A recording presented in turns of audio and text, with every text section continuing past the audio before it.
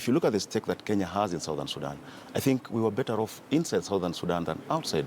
We were part of the CPA, when we created Southern Sudan. We've been part of Southern Sudan since the birth of that country. To date, we've seen the crisis. We have great knowledge of the security situation in Southern Sudan. And I think for our own good, politically, economically, and even security-wise, it could have been advantageous for Kenya to remain in Southern Sudan than trying to play this role while outside. Remember, we are not only withdrawing the troops, but we've said we are not going to be part of the peace process at all. So we've completely disengaged from Southern Sudan, and we have a lot at stake in Southern Sudan. Kenyans have invested in Southern Sudan. Yes. We have Kenyans living in Southern Sudan. And we went further and arrested the spokesman of this SPLM, deported him to Southern Sudan, and already we have started receiving threats from a certain faction of the rebels, saying that Kenyans are not assured of their security there. So this is a situation that we are in a catch-22 situation right now, Betty. All right. I mean, Kenya has been, like you mentioned, sort of like a big brother to South Sudan, a very, very new country.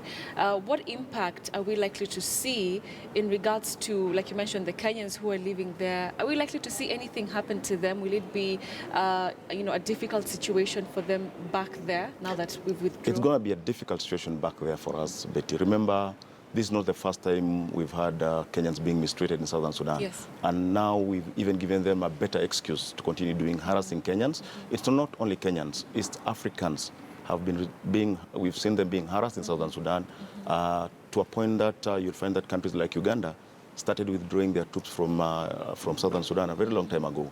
And you'll find that we have stories whereby even Kenyans right now were arrested. They are still being held in Southern Sudan without being taken to court. Yeah. And right now, as it is, you'll find that our investments in Southern Sudan are going to be hit hard because we have two functions here. We have the rebels, we have the government. Yes. We don't know which one now will be backing us and who will not be backing us. Okay. And if you see the way we were deployed in Southern Sudan, basically Kenya was actually deployed majorly in the areas that were under the control of the rebels. And we still have people there working for the United Nations. We have people who opened businesses in Southern Sudan, and these businesses are going to be affected. So economically, the repercussions are going to be there. Politically, the repercussions are going to be there, and even security-wise.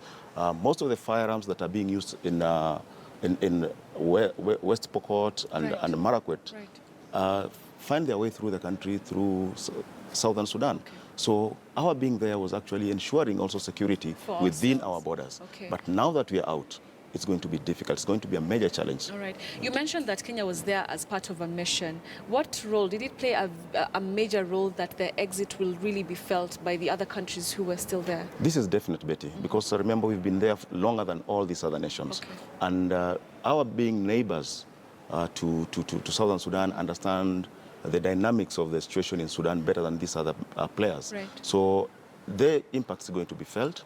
And definitely the United Nations will have to look for other partners that have better knowledge or equal knowledge to Kenya in matters of political and security stability in Southern Sudan.